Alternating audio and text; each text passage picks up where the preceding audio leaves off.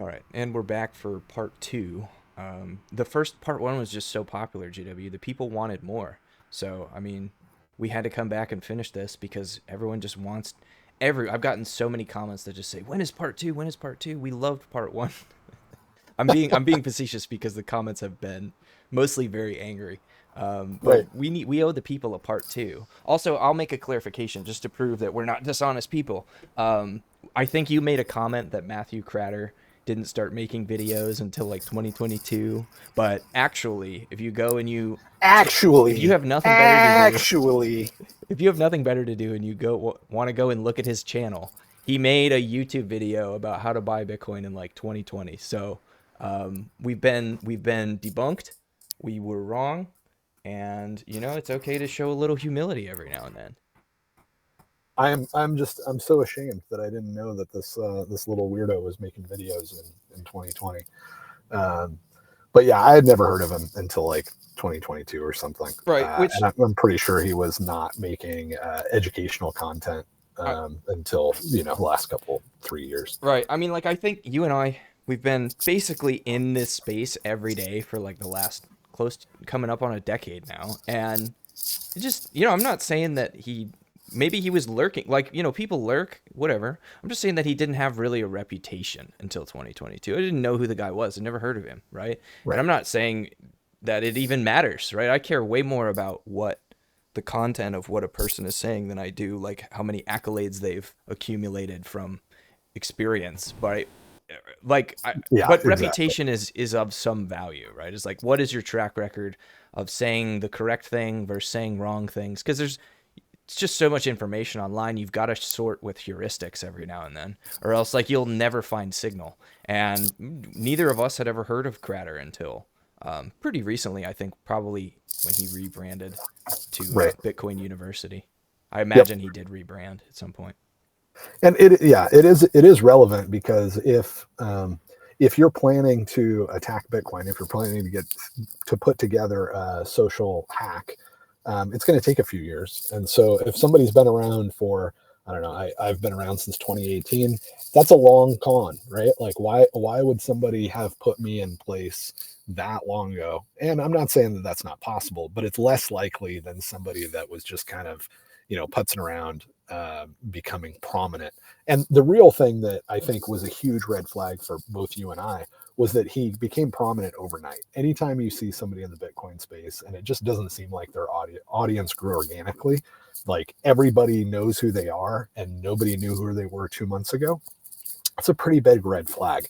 So even though his content was great, I mean, I won't say great. It was like B plus, right? He still was off on hardware wallets. He was still shilling, but it wasn't bad, and most of it was really good. Right. The fact that it's recent is still relevant for Which people. It's just a good, helpful thing to keep in we mind. we we made that disclaimer in the first video, which was just that his finance and macroeconomic content's great. He just doesn't understand the technicals. He's either lying about the technicals or he doesn't understand the technicals, right? And it's the more pushback that we get, the more likely it seems to be that there's like some lying going on.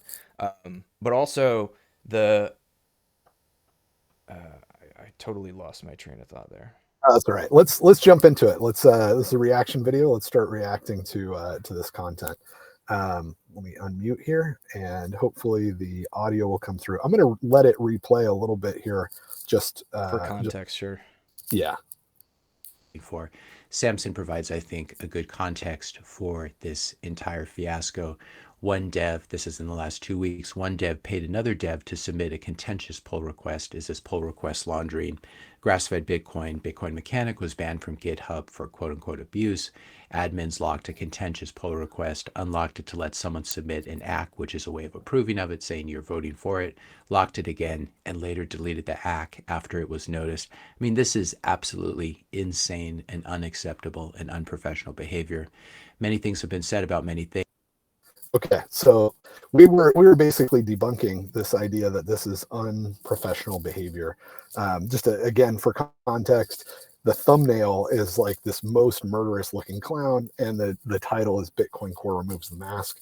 And basically, what Kratter does is he's got 8 minutes of people that I previously respected. Samson Mao is definitely somebody. He breaks that heuristic. He was in Bitcoin long before I was. he was playing around with crypto. He was like part of the crypto, what was it, crypto friends, and way too friendly with scammers. But in general, I don't think I ever remember him endorsing a scam or saying anything blatantly dishonest until just a couple weeks ago. So just because somebody's been around doesn't mean you can trust them, but it is still a useful heuristic. And this was shocking to me. It was shocking to me to see somebody that I respected and really thought was a solid guy completely flip to being extremely dishonest, and attacking Bitcoin Core, which is our lifeline to secure software, is the Bitcoin Core process. So I wasn't surprised to see Kratter flip. Very surprised to see Samson Mount flip, and the other folks that we're going to talk about. So let me explain what's going on here with we covered the first bullet thoroughly in the first video. So if you haven't seen part 1, go back for that. But let's talk about grass-fed Bitcoin was banned from GitHub for abuse, quote unquote abuse. Right. He seems to intentionally be being very vague here. He's putting abuse in quotes to imply that that's just the accusation, and that it's an unfounded accusation. But what was grass-fed Bitcoin actually banned from the GitHub repo for? Exactly. So what he's trying to imply with putting it in quotes is that grass-fed Bitcoin's just a solid dude, and he should not have been banned from GitHub. This is just terrible. And I mean, this is a great way to disparage everybody that's working really hard to keep Bitcoin secure using that rough consensus process, is to say, oh, they're performing censorship. It's all the same tripe that was brought out for Bitcoin Cash, and now Samson is doing the exact same techniques. But what really happened is, if you have an open pull request and there's a conversation happening, you want it to be on topic of the pull request, and you don't want a lot of emotional drivel, right? Grass-fed Bitcoin's the first one to say that he's not technical. Well, there are places in the world where we're supposed to have just very technical conversations about metallurgy or about Bitcoin changes. And this was one of those places where it's just not appropriate to keep sharing your opinion and how strong it is. And that's all he can do because he's not an engineer. So I've heard both that he is a dev and that he is not a dev. I don't even know if he is a dev or not. yeah, fair. I mean, his whole Karl Marx beard. I'm the Bitcoin mechanic. I'm just a working man. I don't really know how to build the car from scratch, but I can sure, replace the carburetor. That whole shtick is obviously false. So he probably is actually a competent engineer. That's just a character to appeal to the everyday man that doesn't spend time reading GitHub commits, and Right. to give you this idea that you have this ally in the trenches fighting for your rights, right? But it's like, it's really just, it's so melodramatic. It has no bearing in reality, of the actual work that goes into like making these types of decisions. Right. And it's not even really for that. I think one of the narratives is that, like, this is like, these guys, like, on the good guys side, there's this idea that these guys are so good at their job, they're so manipulative, that beard is so damn sexy, that there's a lot of good normal plebs that are just trying to figure out how to secure their Bitcoin that are running knots now. And that's not true at all. They're not actually going to get a bunch of normal people to support grass-fed Bitcoin. The only objective is to create the impression in the minds of the general population that there's a subset of people that fell for this. But it's going to be just like with COVID. Like, in hindsight, nobody actually fell for it. Some people may have kept their mouth shut because they had VC money on the line, right? But nobody actually thought that grass-fed Bitcoin had anything intelligent to say that mattered. I would have to push back on that just a little, because I do think that there were people. I do think that there were people that fell for Bitcoin Cash. Like, I really do think that there were people out there that just bought the narrative. And even though they bought the narrative that they were on the winning team, and that was where the momentum was going, and that this was going to fix Bitcoin, and that this is the right direction that we need to go, they did end up losing money from that. Whether they were, even though that they were duped by the idea that there was all this popular support for it because of all the astroturfing, they still ended up supporting it and losing money. So, Sure. and I don't Yeah. think I don't think those people are lying, because why would you admit after the fact, like long after the fact, you still see people say, "Yeah, I got duped by the Bitcoin Cash thing and I lost my butt." I don't think Yeah. that people would just lie about that. Like, why would you admit to making such a big mistake if it didn't happen? I think that's true, and I think this could grow into that. But as of right now, nobody that has any economic value has switched over to Knots. We don't even have a single, like custodial wallet that has said, "Hey, we're running Knots" or Mm-hmm. anything like that. So at this point, it is still completely a Sybil attack. But yeah, any good astroturfing, you do want to get as many people in on it as you can, genuine people. I will say a lot of times when I say nobody, I am implying like a Bitcoin balance adjusted kind of curve. So if somebody loses $50 or $500 on Bitcoin Cash, that's still nothing, because I'm not looking at it from the perspective most of the time of normal plebs losing money, even though I do care about that. I'm mostly looking at it from the perspective of Bitcoin survival and Bitcoin being able to accomplish its mission of ending central banks and giving us all sound money. So from that perspective, even the people today, I'm sure there's some people that are decent, good people that are fooled by the beard and the story, and they probably would, if there was a hard fork, go with Bitcoin Knots and lose their money. But economic value adjusted, they don't matter, and that's just the way that the system is designed. So it sounds like you're saying that you're an elitist and you think poor people aren't important. Right, exactly. That's exactly what I'm saying. I mean, So I I am got that saying that there's criticism in our last video, like in comments, right? But like what you're saying here is you're just being pragmatic. You're saying that if you have more capital, like your opinion matters more because you have more, like you have more resources, you have a bigger say. It's just the way the world works. Like people don't like this, right? But no people really don't like this, especially of when you're like embroiled in class warfare and you think right. that the people who have more than you are your enemy.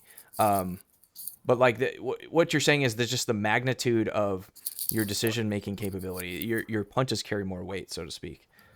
And I'm not even saying that like in general. I think in general that's true. If you have $1 billion, if you're Elon Musk, you're going to have a bigger impact on the election than if you work at Subway. But I'm saying specifically with Bitcoin. Bitcoin is a system that's specifically engineered so that if you have one Bitcoin, you have one vote. It's not if you have a node, that's not a vote. It's not if you have mining hardware, it's not a vote. But if you have a Bitcoin or you have a Satoshi, one Satoshi, one vote is how the system is just engineered to work. Right. And that's just reality. And where this reveals itself, the reason that this isn't obvious right now is because there hasn't been a fork. But if there is a fork, this becomes really obvious really fast. Because if you have 100 Bitcoin or 1,000 Bitcoin and the network forks and you make the decision to support one token or the other, you're now moving a lot of capital really quickly. That's creating sell pressure on one and buy pressure on the other. And that's a lot of voting power. Like that's economic voting power. Right. Exactly. And if you think in extremes, it helps you figure out like how a system works. So if you're like, well, I don't really understand how this system works. If I put higher octane fuel in, will I actually get more power? You put jet fuel in, it might blow up the engine, but you'll get an idea that, yeah, that's probably a good indication. Or, you put in diesel, it's lower octane or whatever, and it doesn't go as fast. In this system, if you imagine, what if there's a fork and nothing happens, right? Both coins, exist for 6 months. Nobody buys and sells anything, and then everybody on the same day wakes up and they sell 100%. Like anybody that gets it, there has to be a buyer for every seller, right? But imagine just everybody doesn't want, coin A. They really don't want it, and so let's take the extreme. Everybody puts up sell orders for a penny a Bitcoin on A, and nobody buys, right? So there are no buyers. But on the other side, the buy price, right, goes up to $1 million. So right now Bitcoin's at 100,000. The only people that are willing to sell it are saying, I will sell it for $1 million, right? That's my minimum sell offer, right? That obviously means that one is dead and doesn't exist anymore because it has zero market value and the other is not. And the whole security mechanism that's built on top of these things, right? Miners have to follow the money. So the hash power is going to move all over to the one with $1 million because they're not going to mine a coin that has zero market value, right? Imagine spending $100,000 an hour on electricity to mine a coin that has a current market price of less than zero. Like no, there's no bid offers. I won't buy it for a penny. Nobody will buy it. Obviously, you turn that hardware off immediately, right? You don't let it run for another 5 minutes. Right. So that's why it's one Satoshi, one vote. All right. So, all right. So what really happened here is grass-fed Bitcoin is really good at his job as a red teamer, as a social red teamer, and he was doing a great job of distracting developers. Just saying the same thing over and over again, being really annoying. This is in context of a ton of people, that are not under his account, but clearly have the same objective, using stuff like ChatGPT to just generate walls of text and throw them in there. So there's all kinds of like clear abuse happening. At the same time, grass-fed Bitcoin is doing his thing slightly more subtly, but not all that subtle. So yeah, they did the effect. They did what is effectively the same thing as muting him, but you don't have all of these nuanced controls in GitHub. And yes, it was for abuse. It was for being annoying and making it difficult for them to have the conversations they need to have. But it wasn't censoring him. It wasn't preventing him from sharing his opinion, right? He's all over Twitter. He's all over the podcasts. It's just saying in this forum, you're not following the rules. And every forum has different rules, and you broke the rules, so you're out. And the truth is, there's nothing stopping him from making another GitHub and just contributing that way, right? So it's like you really can't even stop someone from participating in, contributing to an open source project. There's just no way to do it because there's no barrier to entry. Like you can spin up as many GitHub accounts as you want. But the developers at a certain point have to be like, okay, this account is problematic and needs to be like removed from the conversation, or else we're never going to get anything done. But all of this hinges on the fact that you understand that there's no technical merits to his arguments in the first place. Like the entire shtick is that he's pushing some non sequitur like that has already been addressed ad infinitum at the technical level. Right. Holds no water whatsoever and is just wasting space.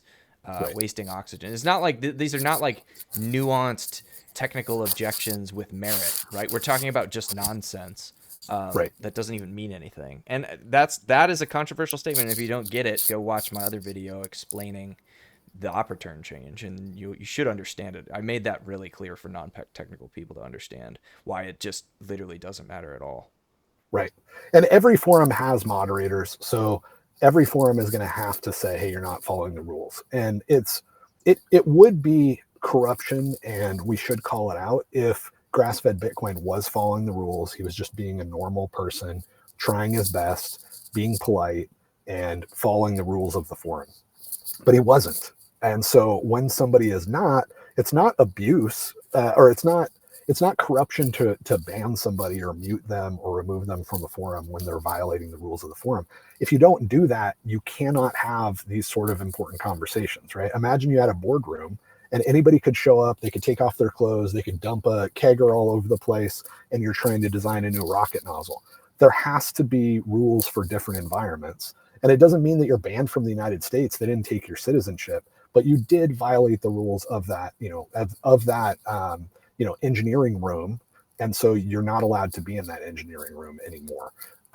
And it's completely fine and it's completely appropriate. And Samson knows that. He knows this. He knows it's, if you go look at the last 50 posts from grass-fed Bitcoin in that context, it's very obvious he was intentionally violating the rules. And they had no choice but to boot him because they wouldn't be able to get any work done otherwise. So really, and that was probably his goal, right? Like as a social engineer or as a red team hacker, he probably wanted to get banned from GitHub so that he could claim censorship, because the rules on GitHub are narrow. They're narrow enough to where you're just not allowed to share your opinion in generalities. So he has no hand there anyway, right? He can't get any of his work done. So he might as well get banned from it, and then at least he can, leverage that. Okay, so if we were to move on to the third bullet point here, he says admins locked a contentious PR, unlocked it to let someone submit an ACK, locked it again, and later deleted the ACK after it was noticed. This whole sentence is just weird. Like none of this really is relevant. I Yeah, think that they locked the PR because it was just probably being bombarded by nonsense that's because exactly right. it went viral basically. This whole thing went viral and got turned into a moral panic. So the Right. PR became essentially useless because it was just it's a place for technical discussion and it became a place for grandstanding. So it was like, okay, well, I'll shut that down because it's literally useless. And then it was a matter of, okay, well, if we were to go back to the technical discussion, do we acknowledge this change? Like, do we accept this change? Yeah, so let's go ahead and ack it. And then they locked it again to prevent more of this spam attack on the Yeah. GitHub PR. This was And actually beautifully executed. I watched it in real time, and it was from a red team hacker perspective. Like, this is a case study. It was just so well done. Um, and yeah, what you described is exactly right. So you have this pull request, which is there's a chunk of code that they want to submit, and you can have comments below about the pull request, right? You expect a technical discussion to ensue. And so that's happening. But then, yeah, it just starts getting bombarded with chat GPT, stuff. It's just like, it's an inbox full of spam, basically. Like, imagine that you took your email address and you gave it to like 5,000, get this free thing websites. That's what the PR is looking like. So the devs, they can't even keep up on it, right? Like, nobody's reading this anymore. It's just a pile of garbage. I have So to wonder too how difficult would it be to just hire a team of third worlders to like you send them an email with a PDF of a bunch of talking points and just pay them like $5 an hour to go bombard some technical project with talking points. I mean, like it wouldn't be very difficult. I would imagine you could probably set something like that up pretty easily if you weren't sophisticated enough to just automate it with bots, which is also pretty trivial to do. Like you could purchase or spin up that type of a network really quickly. that is absolutely happening. I mean, it's funny to me that you would even think that that's noteworthy, but you're totally right. And a lot of people listening to this are thinking, oh, well, that's a little crazy. But we're talking about trillions, maybe hundreds of trillions of dollars in value. Any dirty tricks that you've ever heard about happening with like USAID, all these nonprofits that turned out to be just like election engineering, I'm sure that was exaggerated to a degree, but there was a lot of stuff going on there that was very shady that got exposed, right? All of the shady stuff that happens in every election where Facebook is like analyzing user preferences and feeding that data to one side. Like, every single dirty trick that you've ever heard of, you should assume is being deployed on conversations like this, because there is actually more at stake. And people know there's more at stake now than even the next presidential election. And $1,000, which is not very much money in the grand scheme of things, goes a long way on a botnet. And I would say that money is even more efficient now because you could just have an LLM on the other side of that sounds like a real human, to some degree, right, up to a certain point. And Right. it's just like we covered this in our daily news show on Twitter, which you should Right. follow or join our community if you haven't. But it's that bullshit asymmetry principle, right? What is it, Brandolini's. Brandolini's Yep. law. It's Yep. way easier to just like spray bullshit out into the atmosphere than it is to point by point, line by line refute it. Uh, so it especially with when you start talking about throwing money at like a botnet, it's so capital efficient. Right. Yeah. I think more of us need to start doing some of these things just to show how cost effective it is. Maybe I'll spin up a botnet. I was in a spaces the other day, and this little Indonesian, sounding woman jumps on, and she's clearly not a developer, doesn't have any engineering experience, and she's rehashing the history of Bitcoin back to like 2017 or something. And she's a master at it. She's a master at um, getting emotional when she needs to distract people. She's just really, really polished and good at her job. And it's very clear that she has books laid out in front of her, probably. So if you call into a data center and the data center's like, okay, sir, I see that your problem is related to your printer driver. One moment, please. You know what they're doing. They're following like links on a web page that is basically the help manual, but It's it's like a like flow chart for Yeah, customer exactly. interaction. Yeah. They're Yes. just going Yep. through a script. Well, and Exactly. the other thing too that I think people should recognize, and I'm just going to, I know that this is obvious, but I want to say it because if you use social media, you're fully aware of how heavy the bot presence is. You see it everywhere. Right now in YouTube, there's probably comments down below that are trying to convince you to download some crypto wallet or to send some money somewhere or something or whatever. And I run two, not huge X accounts, but fairly decent size X accounts, like with followers in the tens of thousands.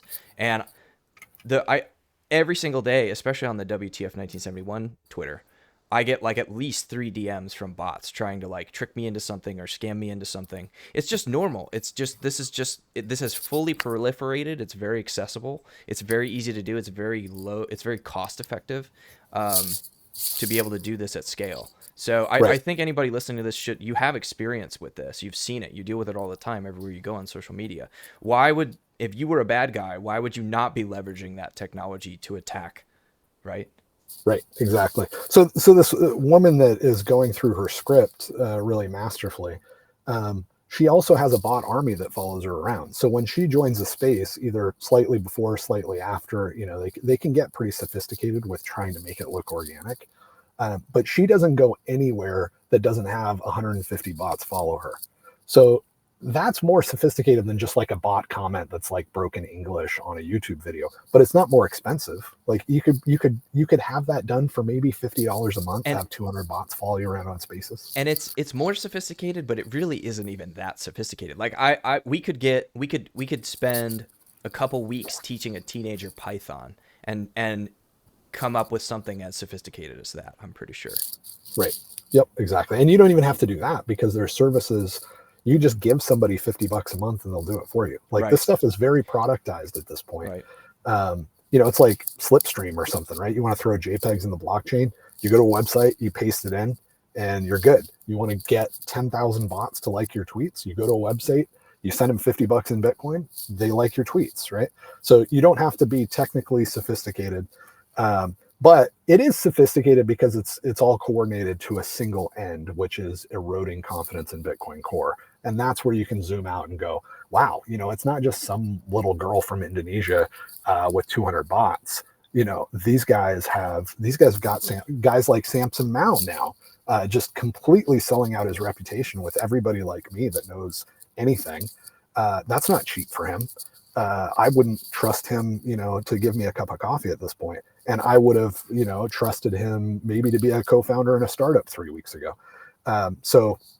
Right. And there's brand damage. His name is attached to a lot of brands, right? Like Blockstream, Liquid, TDEX, like those, and those are all things now that I have to take a step back and look at with a more skeptical eye because of that reputational damage. Like there is a real cost there. Yeah. Yep. Well, let me walk you through what happened with this PR because it was a case study. So the PR starts getting spammed. They lock it, which is very standard. It happens all the time. Then, like you said, they're like, well, how? Like, there's specific developers that are communicating in other places that are like, I'd like to express just the fact that I support the PR, right? That's all they want to do. They don't want to go on a big, long-winded thing. Well, how do you do that? Well, I don't know. We'll unlock it for a second. Go ahead and, we're going to unlock it. You guys go ahead and throw your axe in. If you're, respected engineers will kind of give you a heads up that there's time to do that or whatever. So they unlock it. Somebody throws in an axe. They lock it again, right? This is not very interesting at all. But they had already gotten everybody kind of riled up that they locked the PR, right? So you have, on one hand, things are happening that are totally routine and mundane that you would expect to happen next if you're a developer. On the other hand, over in Twitter land, it's like they locked the PR. They won't even let us discuss it anymore, right? They're the worst. And then they lock it, or they unlock it to take an act, and they lock it again. Oh my gosh, not only have they locked it, but they're now unlocking it for special people to give the impression that blah, blah, blah, right? Like this massive narrative. And then the devs are like, okay, well, what do we do? Everybody's upset that we were allowing people to hack it. Let's just close this thing, right? Let's just close this thing. You don't really delete it. You close the PR. And then that'll be the end of it, right? We won't have to talk about this anymore. We'll open a new PR, or we'll work on. It's probably redundant anyway, and so it's not a big deal. We'll just delete it. And then the outrage of, oh my gosh, not only did they delete it, or not only did they lock it, but then they opened it, and then they locked it again, and then they deleted it. And Samson Mao, just led the charge on this and did a beautiful job. He's trying to create the impression that this is all extremely unprecedented, when the truth is that this is very mundane and routine. Like, this is nothing unusual is happening here, I think is what you're saying. Right. Other than that they had to lock a PR because it's being spammed, but even that's not that unusual. Right. So what's cool about this from a red team perspective is that you knew exactly what the next step was going to be of your enemy the whole way through. And so you could pre-write tweets. You could have all of this laid out, right? It's like playing chess, and you know the next 3 moves that these guys are going to make. And you're exploiting this information gap between people that are used to using GitHub and know what's going on, and people that are on Twitter that have no idea what's going on. So, you could have planned this 6 years ago and executed it anytime you wanted. Just a beautiful kind of tool to have in your toolbox. All right, should we carry on, or we'll never get through this video? Yes. Things, and there have been many multi-hour podcasts, but these strange behaviors just seem to be ignored and memory hold. And I'm going to do my best to make sure these things are not memory hold. This is very unusual what's happening. Parker Lewis points out here, or urges here, any Bitcoin company with actual users, including mining pools, should refuse this change on principle. Bitcoin Core is attempting to change the policy of the Bitcoin network by fiat. In other words, by decree. And as Parker reminds us here, do not upgrade to the new version of Bitcoin Core. All right, let's go back and talk about old Parker Lewis. Oh no, fiat. Fiat's a dirty word. We don't like fiat. What does fiat mean again? Decree, or order, or sanction. I covered this in my article Fiat Lux that I wrote all those years ago. Interesting choice of words there, Parker. Right, it's a great word because one, it evokes fiat money, which is a negative thing in Bitcoin, but it also invokes this idea of this class warfare thing that you've been talking about. Like, the sovereign is trying to push the plebs to do stuff that they don't want to do, and you should not upgrade because of this change. And your video explains why this change is completely benign and doesn't matter at all. So I won't go into that, but yeah, this is ridiculous. You do want to upgrade your Bitcoin Core software because, one, there could be security fixes in it.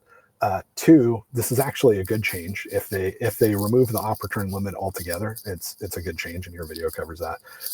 But three is we need a good change review process that puts in good changes, and it's not just going to be this one change that's in there. Bitcoin Core only releases, I think, once every 6 months. So every good idea that every open source engineer came up with, that everybody agreed, met rough consensus, and has gone in for the last 6 months, you're not going to have if you refuse to upgrade over this ridiculous thing.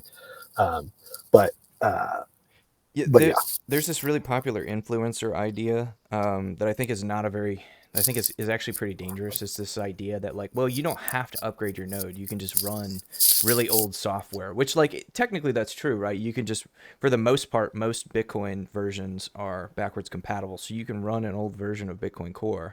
But like you're saying is that there's a reason for these upgrades. They're not just arbitrary. They're not just like changing stuff to prove that they're in control. They're making good changes to the code that either improve the efficiency, improve the security, or just like add new features. And those features are a lot of times desirable features. So the idea that like you're benefiting in some way by staying on like an old stale version to try to like make a statement about how, well, you can't change this. The truth is that anybody can, right? Like, anybody can fork the code and change the code and publish that code. And just because you refuse to run the new code doesn't mean that other people won't, right? So there's like this idea that a lot of this is based around this fallacy that we could somehow ossify Bitcoin and like lock it in time and not make any more changes ever. When really you could only ever do that You could lock a single implementation and say, okay, this implementation is not going to make any more changes, but you can't stop people from making changes to open source code and then running that code. And especially if we're talking about really good changes like fixing major security vulnerabilities or upgrading and adding really useful new features, you're not going to be able to stop people from doing that. And it's kind of like saying, well, you'll be just fine if you just drive a Model T. You don't need to upgrade to one of these new vehicles. Just stick with the Model T. It's the tried, proven method of transportation. It's like, okay, fine. Yeah, you can do that. The Model T will get you to the grocery store, but it doesn't have power steering, and there's no air conditioning, and it doesn't have windshield wipers or Right. anti-locking brakes. Like, so great, good job. You proved your point, but it isn't a very good point. Right. And again, the goal here really is just to erode trust in Bitcoin Core. So if they can get people to distrust Bitcoin Core so much that they don't upgrade, they can also Sybil attack that. So they can show, if they were planning this ahead a little bit, they could have a bunch of nodes on the network, and those could be at an old version. They're at like 29 or whatever. And then when 30 releases, they just don't upgrade. And then they can make a bunch of hay out of, look, in the past, people upgraded to Bitcoin Core at a faster rate. Now they're not upgrading as much. This shows that there's true, trust being eroded in Bitcoin Core. And it doesn't need to be true. But again, their goal is just to create a plausible story that allows them to hard fork, display raw power, create a shitcoin, try to put it on the public. And they just need, they need that cover story. So they're accomplishing their goal, even if nobody actually loses trust in Bitcoin Core. But I didn't read Samson's tweet here that he's retweeting. Parker Lewis, and I want to make sure I hit on like his history, at least with me, as well. But let me read Samson's tweet that he's retweeting and saying, "Do not upgrade." Bitcoin Core has announced they will remove the op return limit in their next release. Many users find this to be an undesirable change for a number of reasons. You can refuse to upgrade and stay on 29, or run another implementation like Bitcoin Nodes. What do you think of that tweet from Samson? Yeah, I mean, I think I kind of already addressed that. Yeah, you can, right? You absolutely can. No one can stop you. Right. So one of the things that's really tricky about this is that they had not announced that they were going to remove the op return limit. There's no announcement. Like, these people work on this thing till they have rough consensus. You don't know that they're going to merge it until the PR is merged. Right. And then even once the PR gets merged, they don't release the binary of the latest branch, usually for a bit. So there's like a lot of time between the draft of a PR and when that change actually makes it into like a full release of Bitcoin Core. Right. So Samson is doing a good job here. He has done this a lot through this whole process of putting words into the Bitcoin Core developers' mouths, or making it seem like an action that they're taking that's benign is actually substantial or exceptional, or forcing people to be in a different place.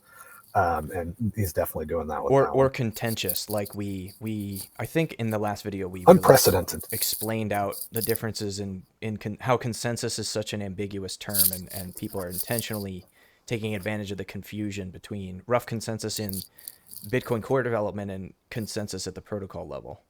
Right. Yep. So I was not disappointed to see this from Parker Lewis. I have had an antagonistic relationship with this guy since maybe 2021, something like that. And that was because Unchained Capital's whole business model was basically they would allow Bitcoiners to get a loan on their Bitcoin and jump into BlockFi. And I had friends that lost a lot of money doing that. And it pissed me off because they did such a great job of making it seem like it was a very safe thing to do. They didn't directly promote BlockFi, but they knew. And if you look at conversations that I had with Parker, if he hasn't deleted them yet, you'll be able to see that he acknowledges that is the flow, right? That is the flow of funds, and that is why this service is popular. And so basically he helped rug pull all of those poor bastards that lost their Bitcoin. And they also just have terrible security too. So we always had conflicts around their goofy security model. And just really briefly, one of the things they did that was super shady, is they said, oh, when you put your Bitcoin into our vault, it's a 2 of 3 multi-sig. And so Unchained Capital can't move your funds without the independent third party, basically using their key to say, yeah, your loan to value is off or whatever. So you don't have to worry about it because Unchained Capital couldn't steal your money even if if we wanted to, right? So I did the super hacker, very advanced thing of reading through the terms of service, and the terms of service actually say that the third party does exactly what Unchained Capital tells them to when Unchained Capital tells them to do it. So there's no value at all in having somebody else hold a key if they're just going to use it, without any adjudication, Right. no process. They just use it when they're told to use it. And I think one of the key points there is that they're the ones choosing the third party, right? We would be a totally different story if the user was choosing the third party. Then No, it doesn't. Yeah, it actually doesn't even matter in this case because the third party is contractually obligated to do whatever Unchained Capital tells them to do when they're told to do it. Right. So you would have to remove that stipulation and then probably let the user choose the third party for that to really have any assurances of anything. And Exactly. even then, there's other potential issues, but I don't. Neither here nor there. But Well, I certainly do let me finish remember. that thought because it is worthwhile, and it shows how shady he is, right? It shows that, and I know you don't want to say stuff like this too much, but I do. It shows that he was intentionally screwing people over in at least 2 ways. He was taking full custody of the Bitcoin and deceiving them into thinking that he wasn't, and then he knew that almost everybody that was participating in this was putting their money into BlockFi. He never apologized for it. He never said, hey, this was the wrong thing to do. I'm really sorry to all the people that lost money in BlockFi. None of that. He stayed in character all the way till today and pretends that, it never happened like a true, scammer would. But on the technical point of how should this work, you should have a contract with the third party that says the third party has a job and their job is to figure out whether they should use the key or not. And it should have more than that. Obviously, like you would want to have the contract say, all right, if the third party verifies the loan to value is out of whack, then they will use the key up to a certain dollar amount to get it back, right? I mean, all of this is implied though when you say we have a third party holding the key. The average person is not going to think that you're so greasy that you would hide something in the terms of service that say the third party is completely useless and plays no role in decision making at all. But the other thing that they did that you touched on is they just used some made up little company, right? It was like Parker's cousin or something like that. Like if Coinbase was holding the third key and Coinbase said, we will only use the third key if we verify your loan to value is out of whack, and then we'll use the key to adjust it. That's substantial. If I just get my cousin to hold the key and then my cousin has a legal obligation to use it as soon as I tell him that, you just can't get any more shady. Like it's blatant fraud as far as I'm concerned. Yeah, the two like just loosely related things that I was thinking there was just that I remember when BlockFi was the hottest thing. Everyone was advertising for BlockFi. Peter McCormick was advertising for BlockFi. They were one of his biggest sponsors, and like everybody was kind of just convinced that BlockFi was safe and a really good idea. And a lot of people lost money on it because it was shielded so heavily by this trusted influencer network. And the other one was just that this whole product that they are selling, if it even still exists, I don't know, but if it does, I think could really easily be obsoleted by like smart contract languages. So like that's like a kind of a broader example of why you would eventually want to upgrade Bitcoin, is because if someone eventually adds smart contract capability to Bitcoin and you need to upgrade to the latest node version to use that capability, you can obsolete products like this with smart contract and do it in like a trustless way. Yeah. Yep. Absolutely. But I mean, I guess I want to underline the point that in my mind, this is fraud. Parker Lewis committed fraud. Unchained Capital committed fraud. And the reason for that, I'm not just like throwing this out there.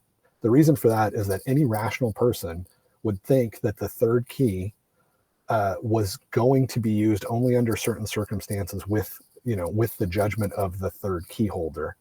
And they would also kind of assume that it's somebody that's reputable, not just your buddy. Right. That said, even if you let it slide on the buddy thing, the fact is they didn't play any role. It was blatant that they would do exactly what Unchained Capital said. I read the terms of service. I drew his attention to it. He never fixed it. He never acknowledged that it was shady or that it was a problem. And so maybe I'm wrong in my understanding of the events, but I talked directly to him and asked him to clarify, and he never clarified. So I'm pretty confident that this guy willfully screwed over his users. And he's still in great standing, partly because his co-founder is Cynthia Loomis's son. So I don't need the CIA getting too pissed off at me here, but yeah, that's Parker Lewis from my perspective. Makes sense to me. Should we not upgrade carry to on? the new version of Bitcoin Core? Fractal Encrypt posting. If you look at the comments and quote tweets, the shipcoiners are absolutely foaming at the mouth with excitement over this pull request lesson there. And of course, as the ordinals folks are happy here. Or okay, I'm going to pause it. He probably goes on a little bit, but just for those listening, the ordinals folks. So it's really important to at least acknowledge that there is like a red team effort here to social hack Bitcoin. And one of the first things that you have to do if you're going to do anything like this is create controlled opposition. So this whole attack really kicked off in my mind when Udi and Eric were on the stage of the Bitcoin conference, dressed up like wizards, twerking. That was going from that point on, that was going to be the face of the spammers. And the face of the people that are like, you have to follow consensus rules.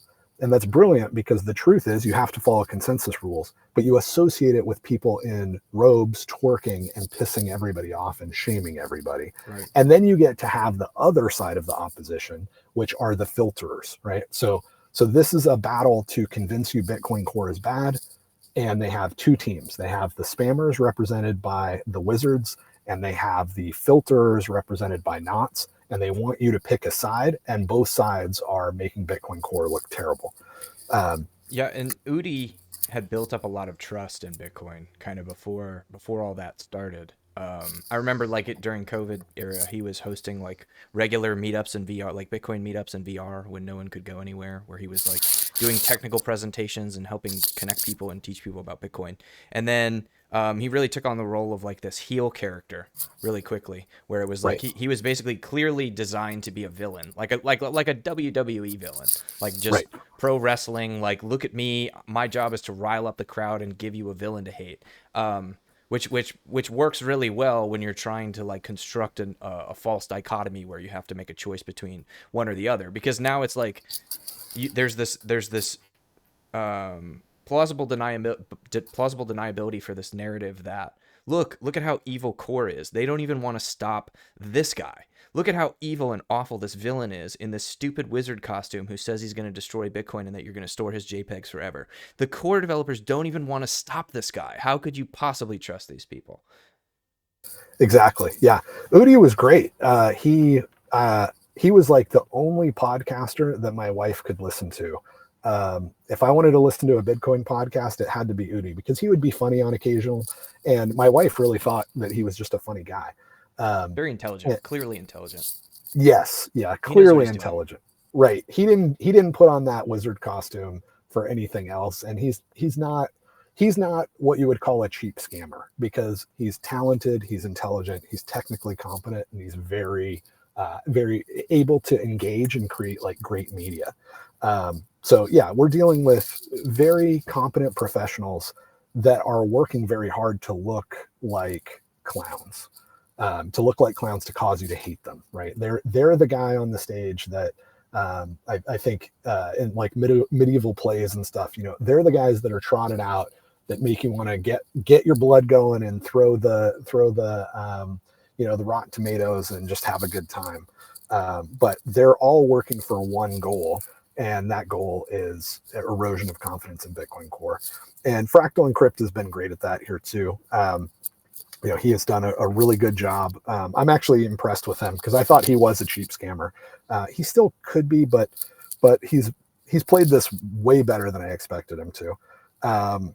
And his background, just as far as I recall, let me pause He's an there before I artist. jump into the personal attacks. Do you have any other comments? No, he's an artist as far as I know. Right. So this is my like history and understanding of Fractal Encrypt. He was an NFT fraudster. If you look through my tweets, he will admit that he was shilling NFTs at a point in time. And then he moved over to physical art. And I think what happened there, I mean, he could be more professional than this, but this is my working theory. I think he learned how to wash trade NFTs. Wash trading is still something that people don't immediately think of. You'll see some like, gosh, why did that guy buy that Cadillac? That Cadillac that was owned by Elvis. Can you believe that sold for $2 million just because it was owned by Elvis? People don't immediately think, wait a minute, the guy that owns it is probably selling it to his cousin, and he's probably going to sell it to his brother in a few more years, and then he's going to sell it to his nephew. And then in about 5, 7, 10 years, he's hoping he can push this stupid thing off on some sucker, at a massive discount, right? Instead of selling it for $3 million, which was the last sale, you can come in and get it for only $750,000, right? What a deal. Like people don't assume that that's happening. That is the only thing that happened with NFTs. If you go back and look at the big one, it was $60 million. Do you remember who that was? The NFT? Yeah. Wasn't it like the first tweet on Twitter or something like that? Dorsey did something goofy, but it was Beeple. Beeple is some, digital artist guy, right?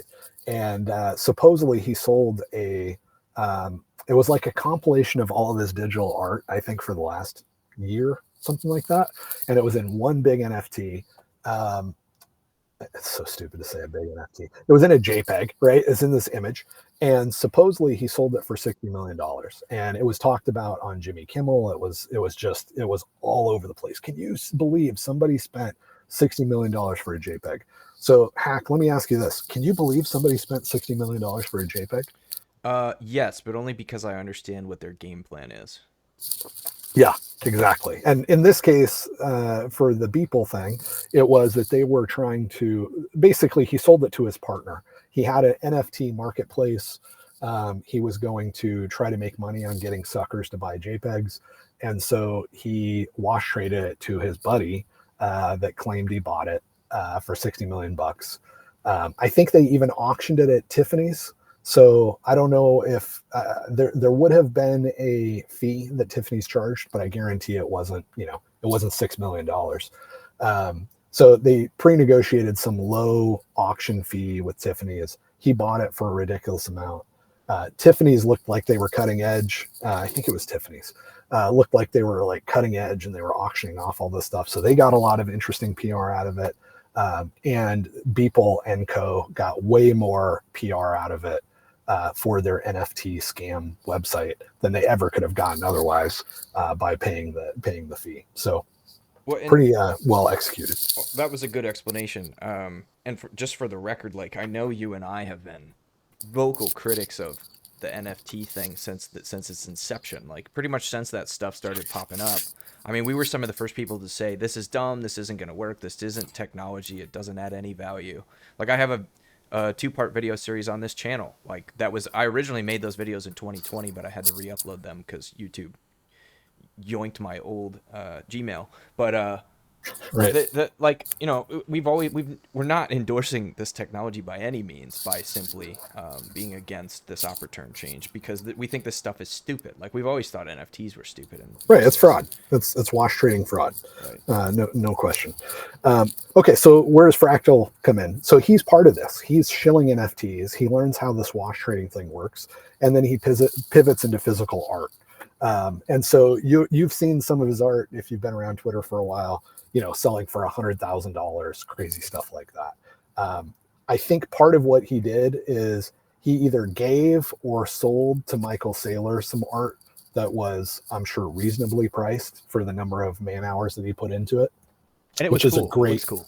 Yeah, it is cool. He actually does do cool looking stuff, but he does cool looking stuff that, that would take, 40 hours to produce, right? He's not like painting the Sistine Chapel. There's usually a rough correlation between the cost of a piece of art and the number of hours that have been put into it. That's not always the case, especially with this like modern art thing that the CIA invented to make Russia look bad, which is a really interesting rabbit hole in and of itself. But in general, people aren't stupid. So they're going to buy a piece of art. They want it to be valuable. That means that it probably needs to take a lot of labor and intricacy and talent. You know, in some ways, the talent itself is reflected based on the number of hours they put in to acquire that talent. So there's usually a rough correlation between, you know, the whole, let's say, the whole cost of production of a piece of art and the market price. So what's brilliant about Fractal Encrypt is he can put together, you know, this plexiglass or this mirror thing that you could put together in 40 hours. You know, he's probably putting it together in 40 hours. And he's trying to sell it for a lot more than that, right? He's trying to sell it for tens and tens of thousands of dollars. And to do that, he's wash trading it, right? So he did the exact same thing that Beeple did at a Bitcoin conference not long ago. And ironically, I don't know if he's deleted it or not, but on one of the tweets that he had where he was bragging about it, I explained what wash trading was and said, it's very possible this was wash traded. And I think he either liked it or retweeted it. I think he just liked it. So for a while, we had this kind of friendly, you know, we understand each other sort of relationship is, I guess, the way that I would put it. You know, like, yeah, he's a bad guy. He's trying to defraud people. I'm not a fan of that. I'll do what I can. But at least he was kind of amusing. Yeah, so he's doing a really good job here. Probably getting paid a lot better than selling NFTs or selling physical art that's been wash traded to seem to be way more valuable. But yeah, that's my download on what I can remember of that dude. Yeah, well, I haven't got a ton of opinions beyond that. Which you've .io. already covered. Right on. All right, let's keep rolling.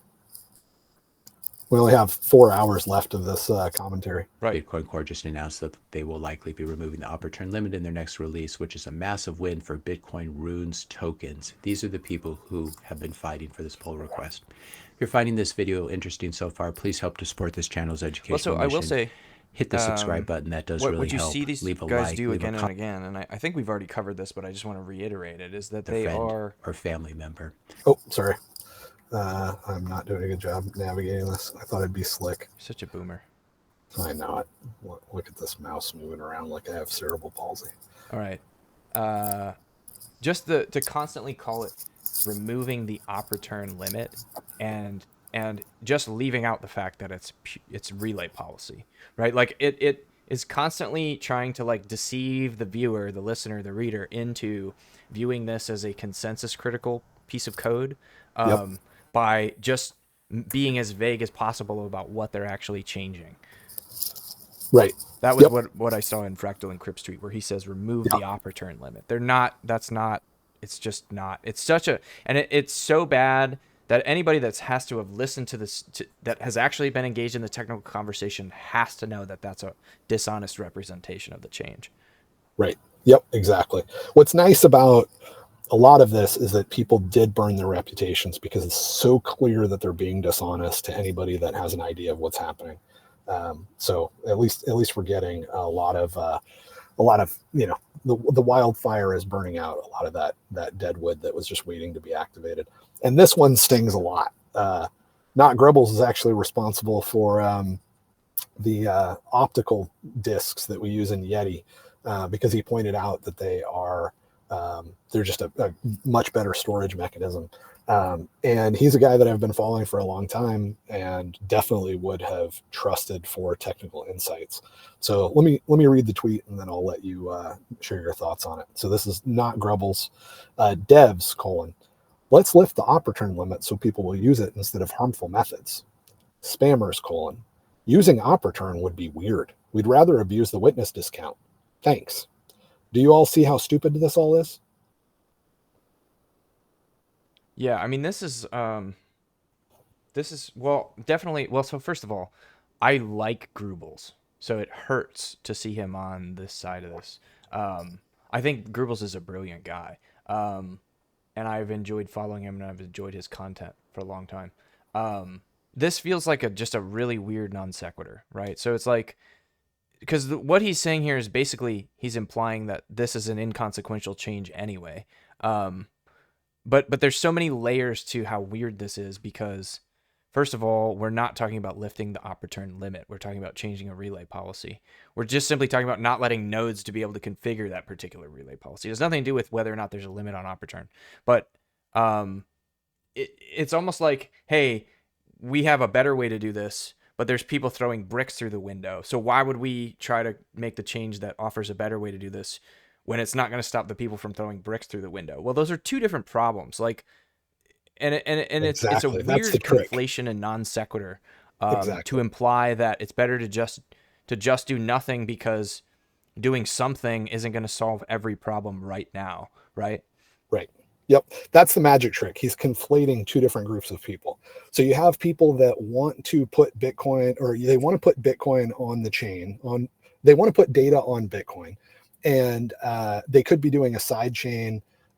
They could be doing open timestamps, something like that. Those people are good actors, and but they do want to put a tiny amount of data on Bitcoin in order to provide something that has a ton of value. And the least harmful way to do that is to put it in op return. So if the data that they want to put on there, let's say it's 250 bytes, it's still a tiny amount of data. But the least harmful place to put that would be an op return. Those people that want to be good actors, that have a use case that requires that, and like in the case of Citria, they're going to do this like once a month, maybe something like that. It's totally inconsequential, right? Those people do want to put data in the op return and can't. And so they're falling back to more harmful methods, like putting data in pub keys or in Bitcoin addresses. I think that's what Citria did. So they went from I think the least harmful method to put data there to the most harmful method because they wanted to do more than 80 bytes and they just don't want to mess with it. They could easily throw the data somewhere else, but it's like a high security application. It's only going to happen once a month.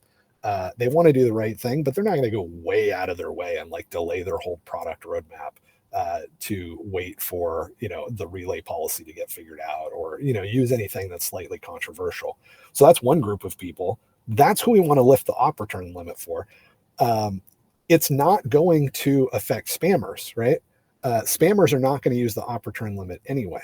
So you only have positive effects. You don't have negative effects.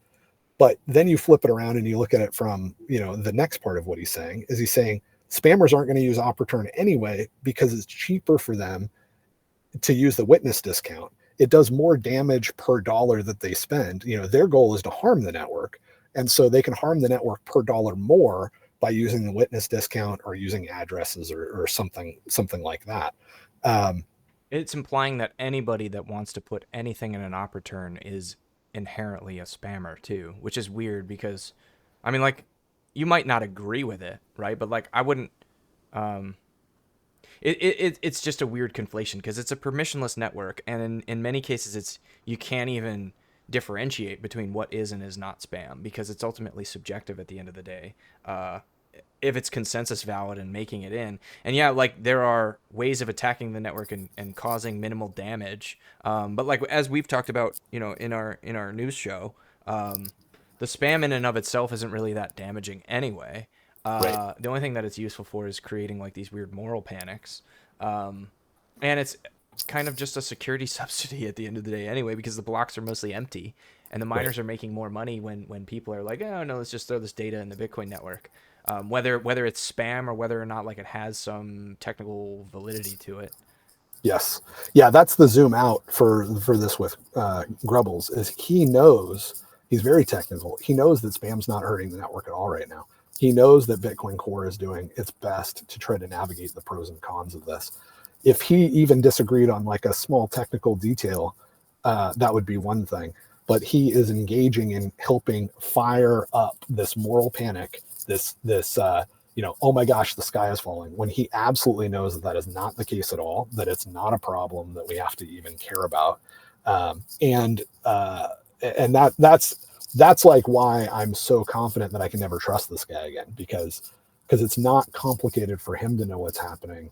And he is not only trying to get everybody to panic, He's also doing magic tricks like this, where you conflate two groups of people. I would even say that you could even call them spammers. Like, I don't know what Citria is doing. Uh, I don't really care. But let's say that they were throwing pictures in there. I would call them spammers. I'd call them wash traders. I'd call them frauds. I would be completely against them doing that at all. But if they're going to do it and I can't stop them, I want to financially incentivize them to do that stupid fraudulent action in the least damaging way to Bitcoin possible, which is a good engineering design. And that is putting it in op return. Right, and it's a non-argument to be like, well, they're not going to use the better way of doing it. Well, it's like, okay, but that doesn't mean that we can't add the better way of doing it, right? Like that isn't, you're not talking about a net harm. You're talking about it's still a net good, even though it's not, we can't stop the spam, right? Right, but he knows, like when you say there, he knows we're talking about two different groups of people. We're talking about people that would like to harm the network as little as possible. People like Citria that have obviously tried to use the safest method and then got pushed to a more harmful method, and people that are specifically trying to. So there's really kind of three groups of people, right? You have people that want to put data on the blockchain, like open timestamps. Then you have like people that want to do the same thing, but maybe the use case isn't quite as compelling, like Citria. I don't know. Then you have fraudsters that are putting JPEGs on the blockchain, and then you have spammers. And spammers are actually trying to destroy the network. Now, the JPEG people are the spammers. They're just using JPEGs as cover, the vast majority of what's going on here. So their goal is actually to harm the network. They want to clog things up. They want to break Bitcoin, right? And so their goal is to spend as little money as possible to do maximum damage. I think stamps is the one that does the most damage per dollar, but they've experimented with different ways to hurt Bitcoin.